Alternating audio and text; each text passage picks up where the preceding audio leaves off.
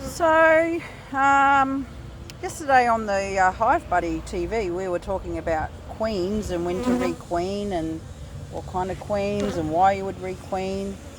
Now, these queens have arrived today and they've actually been in the mail a very long time. They took about 10 days to get here. Fortunately, they're all still alive. They've been given a drink, but unfortunately, the people that wanted to buy them, they can't come and get them straight away. So instead of, I can't put them in a hive as such, but what I can do is called queen banking. So my top bar needed requeening anyway, and one of these queens will end up in this top bar eventually.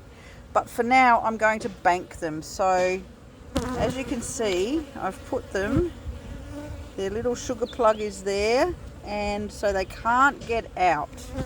They are stuck in their cages for now, but we're going to put them into this queenless hive, and the girls are going to look after them.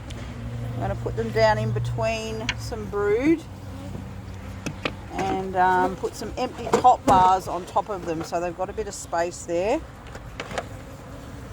So I'm just making a little bit of space so I can just slide this. Let's get the girls out the way so I don't squash them. Come on girls, off the floor there. So this hive, I made it queenless a good hour and a half ago, so they've been sitting without any queens for a few minutes now, hour and a half.